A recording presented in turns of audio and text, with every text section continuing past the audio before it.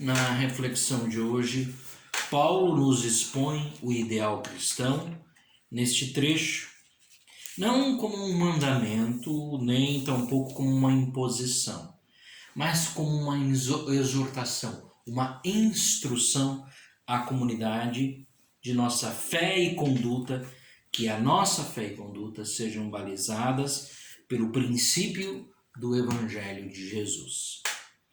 A comunidade cristã em Roma era constituída ainda de muitos judeus que estavam ainda iniciando a sua caminhada no movimento de Jesus.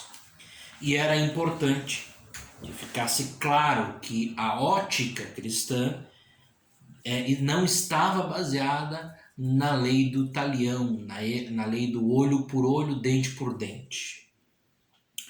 Mas e essa lei permitia que se fizesse justiça com as próprias mãos. Não foi esse o modelo que Jesus nos deixou. Ele deixou um modelo de solidariedade, de fé, e esses são os pontos basilares dessas recomendações feitas pelo apóstolo Paulo. Que o amor seja sem fingimento, seja verdadeiro, desinteressado, algo que precisa ser copiado e praticado dentro das nossas comunidades, olhando-nos e vendo-nos como irmãos e irmãs em Cristo, como parte de um mesmo corpo, como se fôssemos uma engrenagem de uma máquina, uma estrutura na qual cada peça, cada pessoa tem uma função.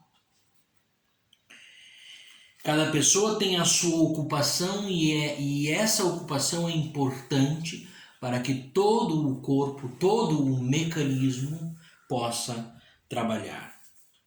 Para que cada um se desenvolva a sua contribuição, os seus dons, para contribuir com o todo.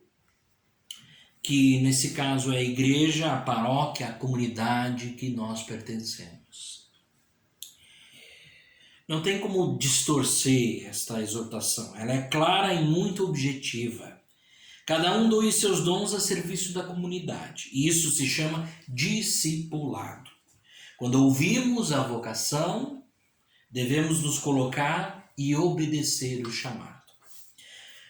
Como podemos ser úteis? De que forma nós podemos ajudar a comunidade? Participando.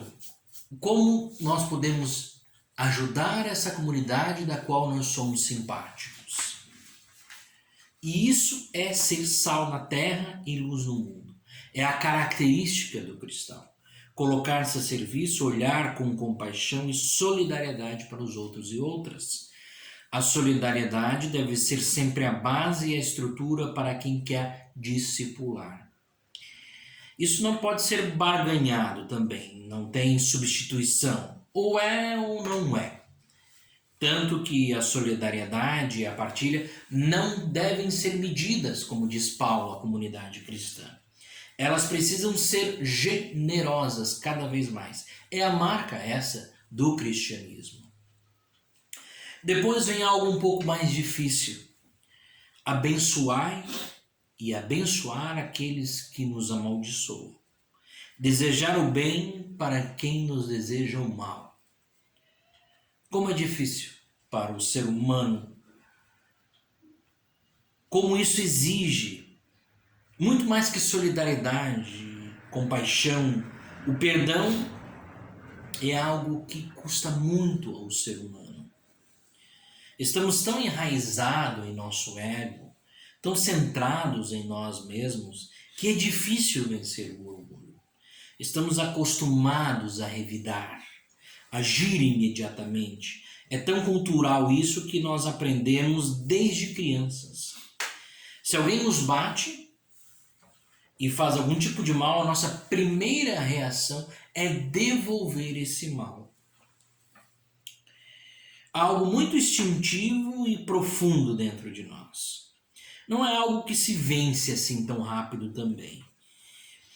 Demanda tempo e uma grande observação de si mesmo.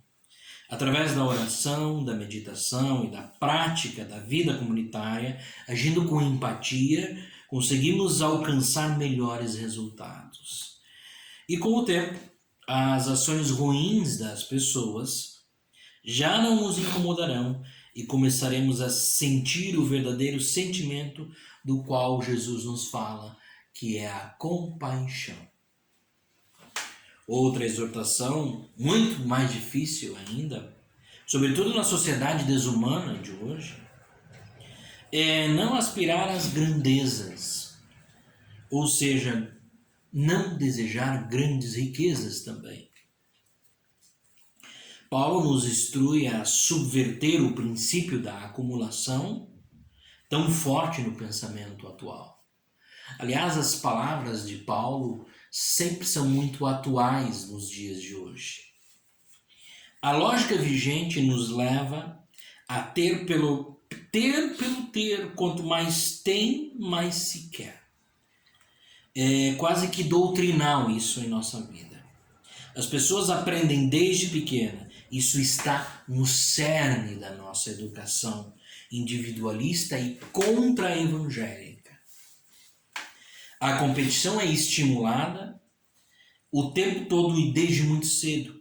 Parece um jogo onde cada componente deve ganhar mais pontos e, ao final, se possível, para vencer o jogo, matar os oponentes. Esta é a lógica cada vez mais desejada e praticada no mundo. Pessoas como Jeff Bezos, dono de um império milionário, que nesta semana alcançou a cifra de 200 bilhões de dólares, uma notícia dada em manchete em muitos jornais do mundo inteiro, como se isso fosse um grande acontecimento útil para a vida humana. São figuras modelos por esse projeto a ser seguida, desse projeto de ganância e acumulação.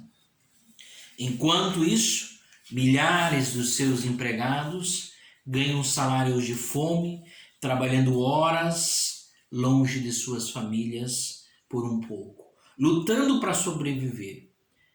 Apenas um pequeníssimo grupo que detém o poder e o dinheiro goza de uma vida de privilégio, e a grande maioria passa fome e necessidade. Nós, cristãos, precisamos entender de vez que isso é contra a lógica evangélica, da partilha e da igualdade, que isso é contra tudo aquilo que Jesus pregou. Lembrando que Jesus disse que o reinado de Deus é de justiça e paz. Nós não podemos nos deixar vencer pelo mal. Não podemos nos permitir ser seduzidos e seduzidas pelo farisaísmo e a insensibilidade. Precisamos agir como pediu Jesus, resistir à maldade, resistir ao mal, pagar o mal com o bem. Sem dúvida, essa é a verdadeira graça da vida de Deus.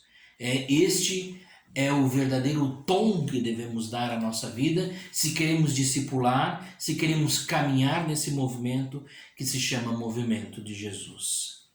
Que sejamos mais humanos e menos mundanos.